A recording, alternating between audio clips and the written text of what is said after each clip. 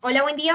Hoy tenemos un tema importante para contarles y es básicamente cómo nosotros tomamos las decisiones a partir del funcionamiento de nuestro cerebro. Entonces, esto lo vamos a aterrizar en 4 puntos importantes. Por un lado, en cómo funciona, cuáles son esas partes fundamentales para la toma de decisiones. Esto, cómo se relaciona directamente con el término activación asociativa, priming, y algunos hallazgos y conclusiones que fuimos sacando con base en unas encuestas en las que se participó. ¿Listo? Entonces, abarcando el primer punto, el cerebro, pues como sabemos, es una de las máquinas más importantes de nuestro cuerpo y está constituido por dos hemisferios. Por un lado el hemisferio izquierdo, por el otro lado el hemisferio derecho. El izquierdo está muy relacionado a la parte lógica, entonces aquí vamos a encontrar lo que son temas secuenciales, simbólicos, todo el tema de expresiones orales se da muy bien en este hemisferio, todo el tema lógico y simbólico está muy relacionado acá.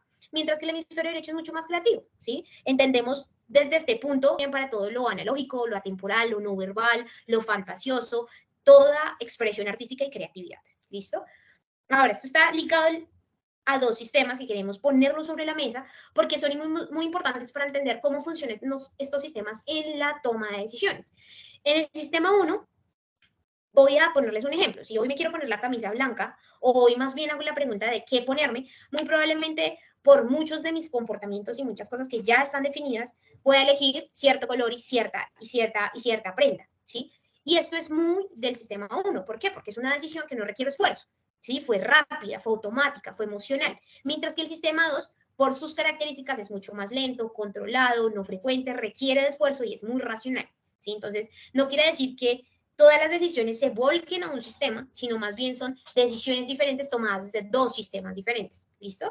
Justamente por su originalidad, tanto porque es más rápido y es porque es automático, o otro tipo de decisiones donde requeriremos de mayor esfuerzo. El cerebro, como veíamos, está constituido por lóbulos, ¿sí? Entonces, el lóbulo frontal es el que está más encargado del procesamiento de funciones cognitivas. El parietal, por su lado, es el encargado de estímulos táctiles, de la presión, de la temperatura. El temporal es el encargado netamente de la percepción y reconocimiento de estímulos auditivos. Y por último, el occipital es el encargado de la elaboración del pensamiento, ¿sí? Y la emoción, la interpretación puntualmente de imágenes, visión y demás. Si nosotros vemos acá, es como si tuviésemos tres pisos, ¿no? Por un lado, que lo tenemos aquí en la parte inferior, es el tallo cerebral, por otro lado, todo el sistema límbico, y por último, pues toda la corteza cerebral. Para la toma de decisiones, hay un personaje importante que hace parte de eso y es fundamental, y es todo el lóbulo frontal, ¿sí? Esto se divide en dos, en el dorso lateral y en el órbito frontal. El dorso lateral es el encargado netamente de todas las decisiones basadas mucho en la razón, mientras que el órbito frontal está más relacionado a las emociones. Es por esto que hay cuatro estructuras importantes que son los protagonistas también de esta historia, y es, por un lado, el núcleo accumbens, que está vinculado a la experimentación de la recompensa, la ínsula, que es el que integra la información emocional y perceptiva. Aquí entra mucho el tema del precio. La amígdala es el que se encarga de la percepción de la información del entorno y el hipocampo es el que almacena, consolida y recupera la información. Es importante. No la crea o no lo guarda, sino el hipocampo solo repite la información para ser transmitida. ¿Listo? Entonces, con base en esto, nosotros deducimos que son más las decisiones emocionales que racionales. ¿Por qué? Porque básicamente son mucho más rápidas. Y como sabemos, los seres humanos, justamente por su desarrollo, la manera en que tomamos las decisiones ha sido o se ha abarcado mucho más el tema emocional que al tema racional. ¿Listo? Entonces acá vamos a traer un ejercicio. Les voy a exponer varias palabras y quiero que puedan ver qué reacciones tuvimos cuando expusimos las palabras. ¿Listo? Entonces, por un lado tenemos plátanos vómito, por el otro lado salchicha picante, por otro lado rosas dulces y por otro lado arroz ahumado. ¿Sí? Quizás muchas de estas palabras les generaron a ustedes, no sé, algún tipo de reacciones extrañas, ¿no? Tal vez sarpullido, tal vez desagrado, ¿sí? Esto pasó en cuestión de minutos. Muchas veces algunos de ustedes hasta de pronto tuvieron algunas reacciones que aumentaron sus pulsaciones o su ritmo cardíaco, simplemente generaron alguna erizada de brazos, ¿sí? Todo esto, como les venía diciendo, ha sido automático y ha sido fuera de su control. ¿Y por qué ha sucedido esto? Pues básicamente porque estuvimos en una exposición de palabras que en su momento generaron cascada de reacciones, porque muy probablemente no solo lo vimos, lo imaginamos, lo pensamos y tuvimos alguna reacción facial. ¿Sí? Esto es lo que conocemos como activación asociativa, que básicamente son ideas que han sido evocadas y suscitan o nos dan origen a otra cascada de actividades en nuestro cerebro. ¿Sí? La característica puntual de este complejo de aconteceres mentales, pues, es su coherencia. ¿Y por qué? Porque, pues, básicamente cada elemento está conectado y sustenta y fortalece a las demás. En este caso, pues la palabra evocó recuerdo, ¿no? A su vez evocaron quizás emociones y reacciones faciales u otras reacciones a nivel de gestos o de rechazo, como las que tenemos a continuación, ¿sí?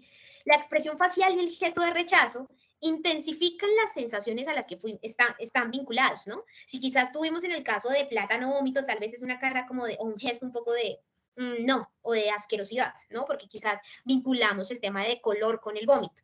Estas sensaciones, pues básicamente refuerzan que las ideas sean compatibles. Muchas de nuestras decisiones están basadas con el sistema 1 porque fueron rápidas. O sea, fue simplemente una exposición a la palabra y desembocaron todas estas reacciones. Es por eso que desde este punto, esta activación asociativa sí va directamente ligada a cómo tomamos las decisiones de acuerdo a los patrones que entran visualmente por nuestros ojos. Bien, culminamos con la parte final de nuestro video, la mente como máquina asociativa. Para concluir, me gustaría que pensaras en un animal que comienza con la letra E. Creo que todos pensamos siempre en un elefante. Generalmente, las personas tienen una asociación con el elefante porque muchos de nosotros aprendimos las vocales asociándolas a algún elemento y muchos de nosotros en nuestra educación primaria veíamos un elefante asociado a la vocal. Ahora bien, ¿crees que tomas tus propias decisiones? El priming es un fenómeno de la psicología en el que un estímulo, bien sea una experiencia, un suceso o una imagen, pueden influir en la respuesta a un individuo en un fenómeno posterior. Los efectos del priming brotan de nuestro sistema 1, al cual no tenemos acceso de forma consciente. El sistema 1 crea impresiones que a menudo se introducen en las creencias y es fuente de los impulsos que determinan nuestras elecciones y nuestros actos. Veamos otro ejemplo. Observa las siguientes imágenes.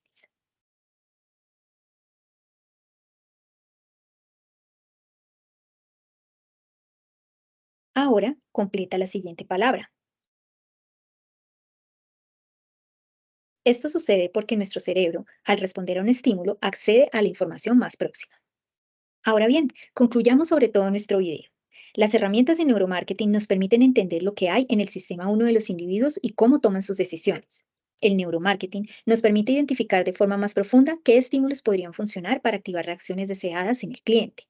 En realidad, no conocemos tan profundamente nuestra mente como creemos, por eso nuestras respuestas conscientes pueden diferir de las reacciones que tengan. Podemos actuar de forma impulsiva y no premeditada. Para una muestra, los resultados del test que aplicamos a más de 10 personas demuestran que más del 90% de los encuestados responden con un no a la mayoría de las preguntas.